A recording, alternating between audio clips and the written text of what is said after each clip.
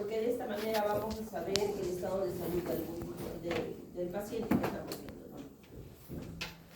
Habíamos visto este pequeño casito y habíamos discutido qué funciones deberíamos tomarle. Y en este, recordemos que es importante e imperativo en este paciente tomar todas las funciones vitales, dado que tenemos dos cosas fundamentales o dos informaciones que están sonando ahí muy importantes, ¿no? Que está con un sangrado activo, que está inconsciente, lo que me tiene que hacer sospechar a mí que yo posiblemente me estoy enfrentando ante un paciente que está en un shock hipovolémico, ¿no? Por la pérdida sanguínea, o también otras alteraciones. Por lo tanto, este paciente yo tengo que evaluar la frecuencia cardíaca, respiratoria, la temperatura, y algo muy importante es evaluar la presión arterial por la información que estamos obteniendo. Por lo tanto, entonces, ¿qué es presión arterial? Rodrigo, un favorcito, ¿le podrías bajar el video? Gracias.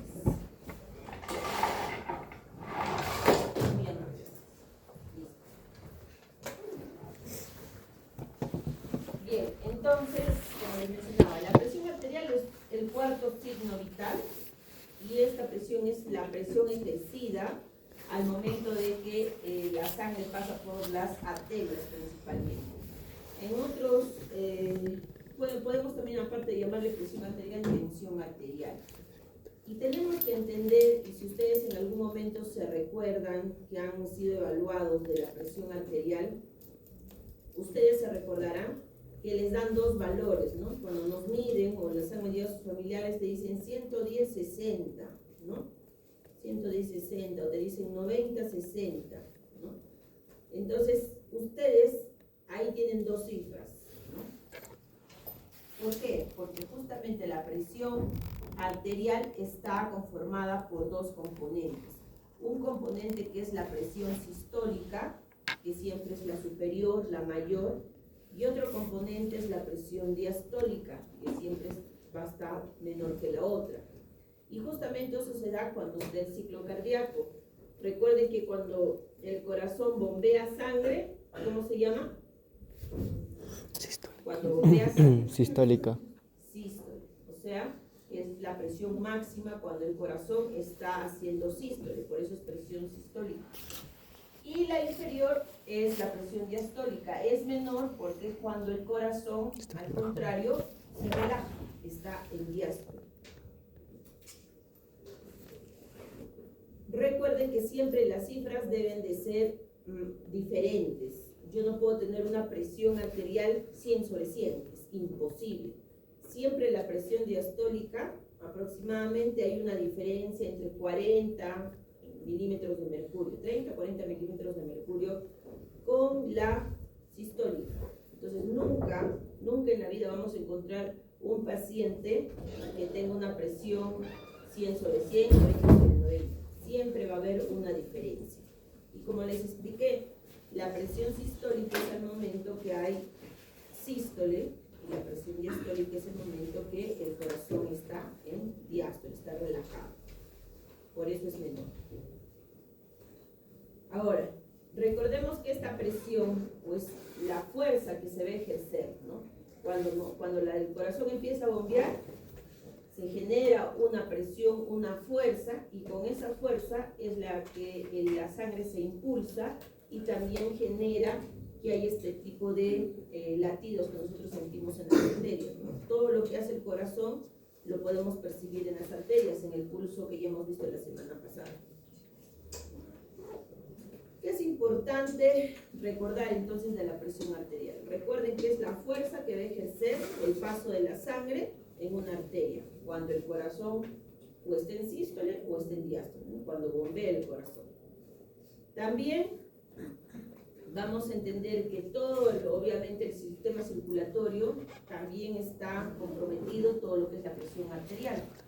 Si nosotros encontramos una persona que está con presión arterial elevada o baja, podemos entender que puede estar haciendo algún tipo de problema cardiovascular.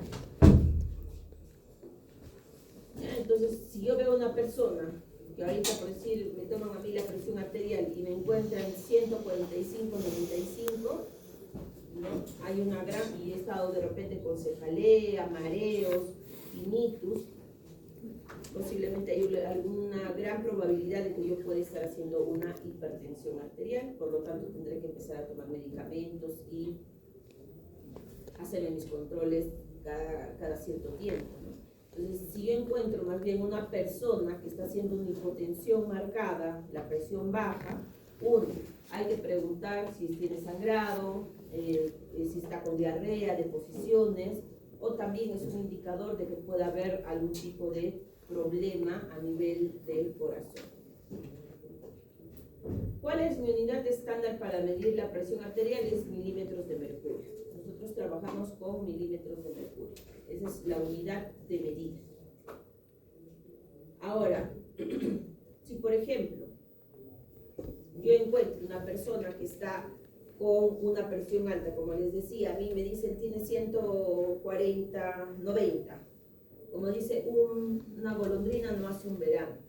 Lo que tenemos que ver es evaluar.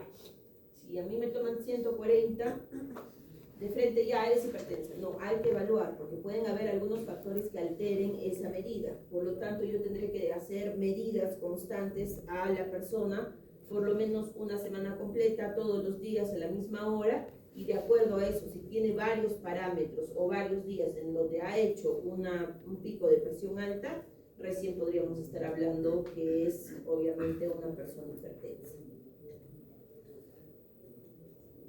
Por lo tanto, recuerden que la presión arterial sistólica es la presión máxima cuando se produce la eyección o la contracción, cuando el corazón bombea sangre, ¿no? Hace contracción o hace sístole para bombear sangre. Aproximadamente el valor normal que no debe de exceder de este es de 120. Si nosotros encontramos una persona que tiene una presión sistólica por encima de 120, tenemos que hacer un tamizaje para determinar si es una hipertensión. La otra es mi presión arterial diastólica, y aquí es la presión que vamos a obtener cuando los ventrículos se relajan, cuando el corazón más bien empieza a recibir sangre, no es la que bombea. Y siempre va a ser una presión mínima. El valor debe ser hasta 80, por debajo de 80. Como les mencionaba, nunca voy a tener una presión 100/100, no voy a tener una presión 90/90. Siempre debe haber una diferencia aproximadamente de 40 milímetros de mercurio entre una presión sistólica y una presión diastólica. Ahora, eso no es una norma que sí o sí una persona que tiene 120 sí o sí debe tener 80 de presión diastólica. No es así, sino que, por ejemplo, ¿no? Yo puedo encontrar personas que puedan tener 170, pueden tener 120/85, puede haber esa variación. Eso no significa que haya algo patológico, pero en general el valor entre la diferencia una con la otra es aproximadamente de 40, pero no es una regla pues que se tiene que aplicar a todos. Como les digo, hay variaciones. Cuando hay alguna alteración en la presión arterial, puede ser que haya algún problema con nuestro gasto cardíaco, algún problema con la resistencia vascular periférica, algún problema con el volumen sanguíneo, ¿no? Puede ser que el gasto esté incrementado, disminuido, la resistencia aumentada, puede ser que haya perdido volumen sanguíneo, ¿no? Entonces eso va a reflejarse en la presión arterial. También la viscosidad de la sangre, eso también es un factor muy importante. Nosotros cuando tenemos una persona que está hipotensa por la pérdida de sangre, cuando tenemos una persona que ha perdido sangre, muchas veces así le repongamos el líquido, le pongamos cloruro, le pongamos poligelina. Estos líquidos de reposición o de resucitación que nosotros hacemos no tienen la misma viscosidad que una sangre, porque obviamente no tienen componentes como los glóbulos rojos. y eso también puede alterar su, digamos, la presión arterial. Entonces, como ven, hay varios factores, también de elasticidad de las arterias. Y eso es algo por lo que nosotros podemos inferir que cuando nosotros somos jóvenes, nuestras arterias tienen mayor elasticidad. Vamos envejeciendo, van pasando los años y estas arterias ya no son elásticas, al contrario, se van endureciendo. Aparte de que aparece también pues, la arteriosclerosis, ¿no? Aterosclerosis. Por lo tanto, empezamos a hacer presiones más altas. Entonces, tú no vas a encontrar a una persona de 40, 50 años con una presión de 90, 60. ¿No? Usualmente esas presiones las vamos a manejar cuando somos personas jóvenes. Entonces, vamos envejeciendo y por eso es que fisiológicamente también nuestras presiones también van aumentando por ese de que es fisiológico. Ahora, la resistencia vascular periférica, si yo tengo una vasodilatación, es decir, los vasos están dilatados, me va a generar una disminución del gasto cardíaco, me va a disminuir el volumen sanguíneo. ¿Cómo se va a ver reflejado? Mi presión va a disminuir. Pero si pasa lo contrario, en donde hay vasoconstricción, es decir, está cerrado, ¿no? Aumenta mi gasto cardíaco y también el volumen sanguíneo. Por lo tanto, mi presión va a estar alta. Entonces, la presión arterial va a estar influenciada por factores fisiológicos que se dan dentro de nuestro cuerpo, pero también por factores externos o por otro tipo de factores que vamos a ver. Como por ejemplo, la edad. Ya les mencioné, cuanto más jóvenes somos, tenemos menos presión. Cuanto más joven, más viejos somos, nuestra presión más bien va aumentando, va incrementándose.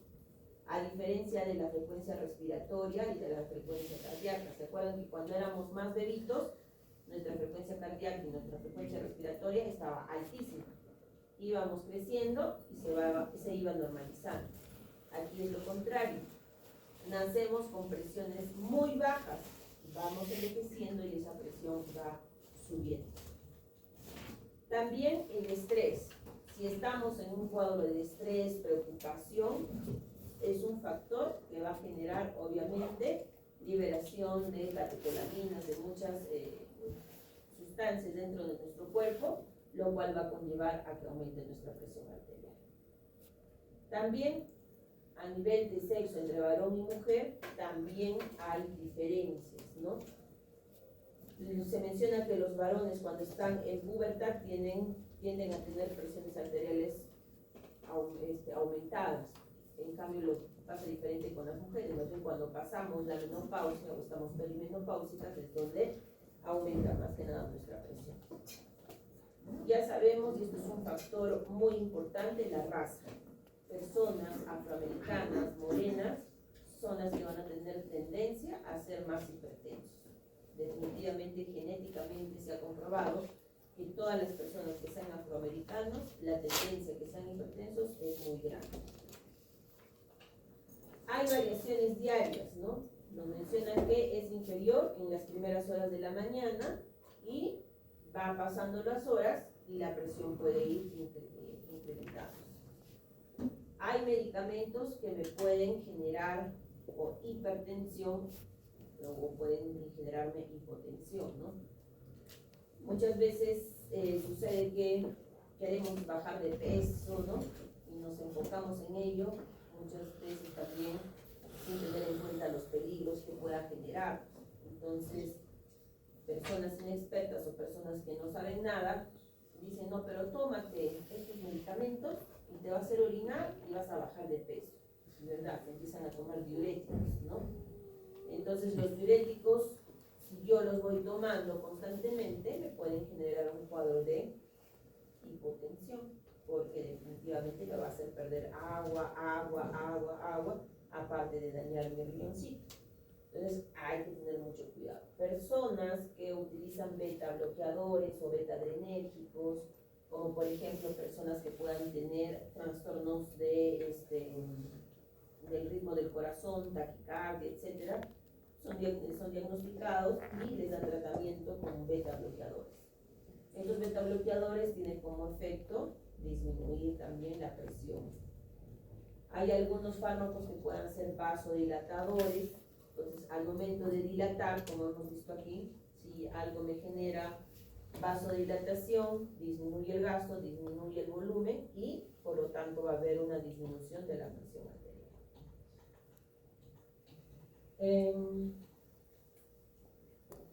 También, ¿no? El enalapril, el captopril, que de costilla son fármacos antihipertensivos, o sea, van a disminuir, porque es su trabajo, disminuir la presión arterial. Entonces, hay diversos medicamentos que le pueden generar pues, este tipo de alteraciones. Para eso yo tengo que averiguar. Y como les mencionaba, cuando nacemos tenemos presiones arteriales bajas. ¿No? Un recién nacido, una presión arterial media es aproximadamente de 40 milímetros de mercurio. Y así vamos envejeciendo hasta llegar a la edad adulta, donde nuestra presión arterial no debe de sobrepasar los 120-80. Ese es hasta ahí el tope. Si yo veo personas que están superior a ello, tengo que valorar si puedan ser hipertensas o simplemente es un paso de edad. Incluso mencionamos que a nivel de las personas de la tercera edad ya su presión puede estar alta. ¿Cuál es la fisiopatología? Ya les expliqué. La disminución de la elasticidad de las arterias, la aterosclerosis van a ser factores fundamentales que nos puedan conllevar que cuando envejecemos pues nos genere una presión arterial elevada. ¿Cómo puedo clasificar para darme cuenta si hay alguna alteración? ¿Tienes clases? ¿Tienes clases? ¿Tienes clases? Chicos, díganme temprano. Ya. Y es tarde. 25 minutos. Ya, entonces para darme cuenta, si yo estoy con una persona que no tiene una alteración o está elevado o está bajo, hay clasificación, ¿no? Una persona normotensa, obviamente va a estar dentro de los valores normales. ¿Qué quiere decir ello? Que su presión no va a exceder de 120-80, ¿no? Una persona hipertensa, al contrario, va a ser una persona que tiene una presión por encima de los 120-80. Y una persona hipotensa son las que van a tener parámetros muy bajos de la presión arterial. Entonces, hay clasificaciones que se han ido dando con el paso del tiempo para decir si una persona es hipertensa, qué tipo de hipertensión tiene, etc. Como ven ahí, hay valores que podemos evidenciar. Ya nos hablan de una presión óptima, debe ser por debajo de 120 y por debajo de 80. ¿No? Pero tenemos aquí a la AJA, que es quien ve toda esta parte cardiovascular y nos dice ahí bien claro, ¿no? Yo tengo que considerar una presión arterial normal por debajo, la sistólica por debajo o menor de 120 y una diastólica por debajo de 80. Si yo encuentro una persona que tiene ya una presión sistólica por encima de 120, la debo de considerar elevada, ¿no? Así mi presión diastólica esté por debajo de 80. Tengo que tener ojo. Si encuentro una persona con 128-75, tengo que estar evaluando porque puede ser que ella esté haciendo una tendencia de tener una presión alta a nivel sistólico. Luego nos hablan de estadios, ¿no? Estos estadios es para ver cuán mal o cómo clasificar a nuestros pacientes hipertensos. Entonces, si una persona está con entre 130 y 139, la sistólica, u 80 a 89, la diastólica, podemos clasificarlas como una hipertensión estadio 1. O un estadio 2 cuando ya la presión sistólica es por encima de 140 o por encima de 90 la diastólica. Hay cuadros en que hay personas que son hipertensas, que no se controlan, que no están llevando un tratamiento adecuado de ningún tipo, y estas pueden hacer una crisis hipertensiva, ¿no? Una crisis hipertensiva, yo puedo encontrar valores, por ejemplo, el paciente te puede llegar con 200 sobre 100, ¿no? Te puede llegar con 220 sobre 120. porque te está haciendo una crisis hipertensiva o una emergencia hipertensiva, que definitivamente tiene que ser atendida porque recuerden que un cuadro de emergencia es en riesgo su vida o algún órgano vital. En este caso sí tendríamos órganos vitales que puedan estarse dañando con esa cifra de presión arterial. Ahora, si yo me voy a las alteraciones, si yo tengo un cuadro de hipotensión, debo de conocer las causas. Si por ejemplo ustedes me toman ahorita la presión y me encuentran 80/40, definitivamente estoy hipotensa. Tendrán que averiguar qué es lo que está sucediendo, si estoy tomando algún tipo de medicamento, si estoy con sangrado, si tengo diarrea, vómitos, etc. Entonces, ¿cuáles son las causas principales de una hipotensión? Dilatación de las arterias, es decir, que haya vasodilatación, las arterias se abren, se expanden, por medicación en la gran mayoría de los casos. Lo otro, que haya una pérdida sanguínea, de repente estoy con una hemorragia vaginal disfuncional, qué sé yo, ¿no? Abundante, y no le he prestado atención. También puede deberse a que haya una alteración a nivel del músculo cardíaco, es decir, algún problema a nivel del corazón, ¿no? De repente un infarto, algo. Ahora, recuerden que cuando nosotros vemos alteraciones en la presión arterial, está muy ligado a problemas, ya les dije, cardiovasculares. Entonces, si yo encuentro una persona hipotensa que se ha estado quejando de un dolor precordial, mucho dolor en el pecho, tengo que sospechar de que puede estar haciendo incluso un cuadro de un infarto agudo del miocardio en ese momento. ¿Qué síntomas yo puedo ver cuando una persona es hipotensa? Obviamente va a estar pálida, ¿no? Va a estar pálida porque digamos, por un problema de compensación, para que a los órganos no les falte una buena irrigación, una buena presión, ¿qué es lo que sucede? La piel se va a poner pálida, porque en la piel no va a ir mucha sangre. Puede haber incluso piel moteada. Una piel moteada es como que hay moretones en algunas partes de nuestra piel, no en toda la piel, sino en algunas partes, por eso piel moteada, como motitas. Vamos a tener frialdad, voy a estar confusa, ¿no? ¿Por qué? Porque no está llegando la cantidad de sangre o de presión a mi cerebro, por lo tanto puedo estar hablando o estar confundida. Va a haber aumento del pulso, efecto compensatorio. Cuando tenemos pérdida de sangre y hipotensión, vamos a tener un aumento de pulso, es decir, taquicardia. Puede haber disminución de la diuresis. Como no hay una buena presión a nivel renal, no se está eliminando los desechos y por ende se va a ver perjudicado ese riñón, no vamos a orinar. Disminución de la diuresis. Diuresis es la orina que botamos. Por lo tanto, va a haber una disminución de ese cuadro.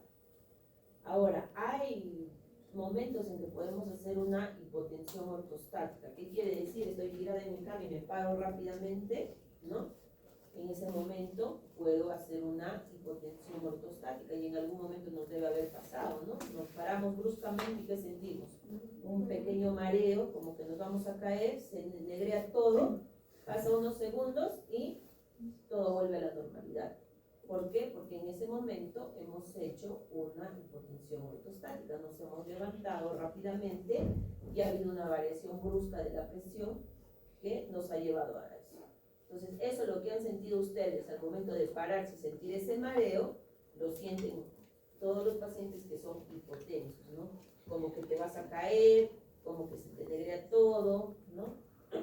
Entonces, ese es un cuadro, pues, fisiológico al momento que hacemos nos paramos, pues, muy violentamente. En cambio, hay otra alteración que obviamente es la más común, ¿no? La más común, que es la hipertensión arterial. Es la alteración más habitual, como ustedes lo pueden ver. Son factores principales para un infarto agudo del miocardio, para un accidente cerebrovascular, es decir, una ruptura de algún vasito en nuestro cerebro por aumento de la presión. También hay que entender que en este caso, cuando tenemos una hipertensión, también hay una disminución de sangre a órganos vitales, ¿no? Y justamente los órganos vitales son el cerebro, el corazón, el riñón, donde se pueden ver alterados, no solamente en la hipotensión, sino también en la hipertensión.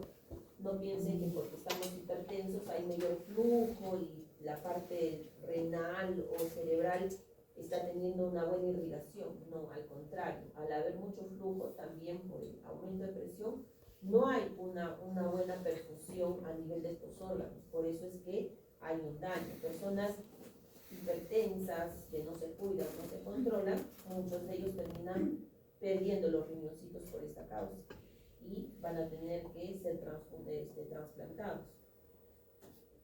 Muchas veces una persona hipertensa es asintomática, ¿no? En las primeras etapas no sentimos nada, no sentimos cefalea, no sentimos tinnitus, aparentemente no tenemos nada. Por eso es una enfermedad silenciosa.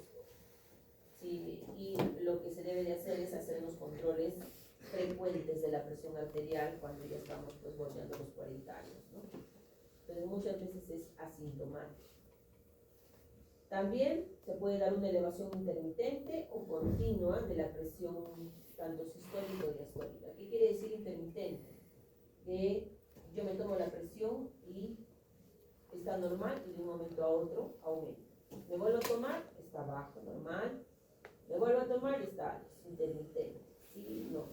¿Cómo puede ser continuo? Me tomo 140, 90, me vuelvo a tomar 150, 90, o sea, es continuo.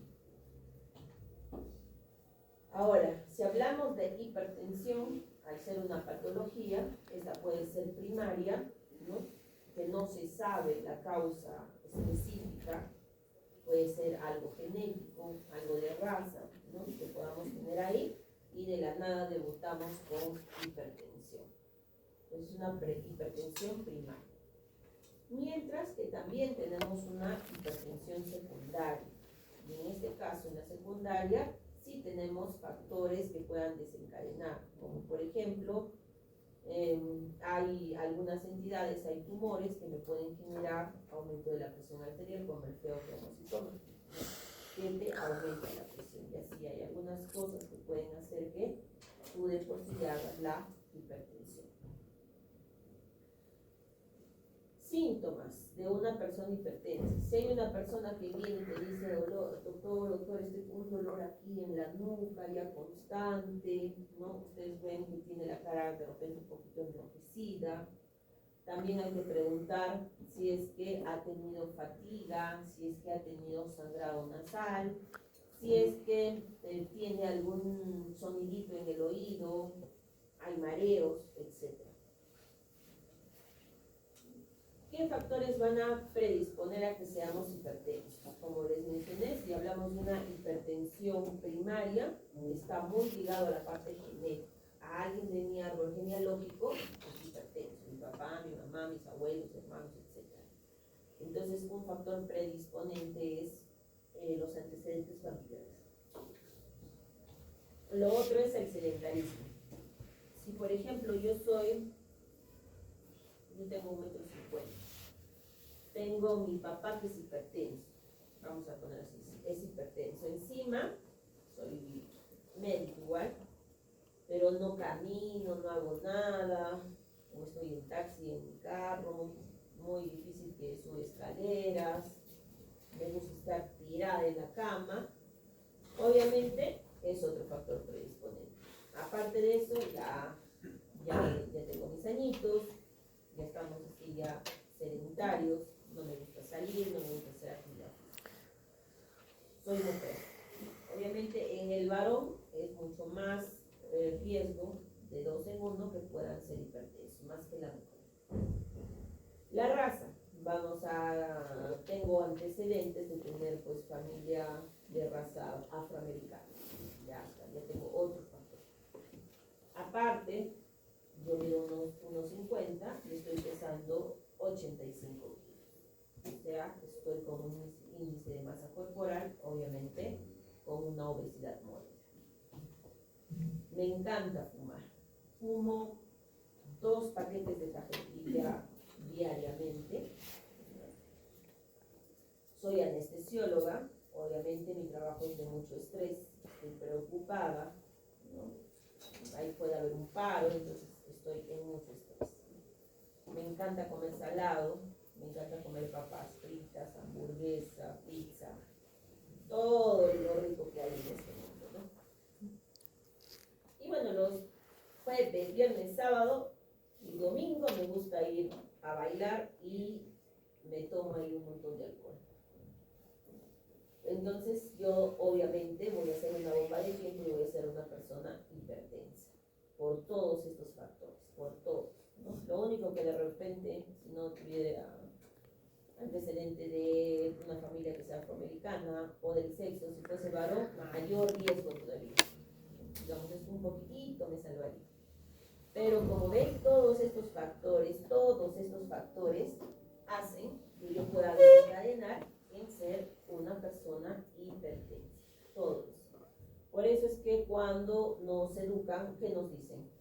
Camine constantemente, haga actividad física para no subir de peso, no ser sedentarios, no consuma, no fume, no tome alcohol constantemente, trate de no estar en un ambiente estresado,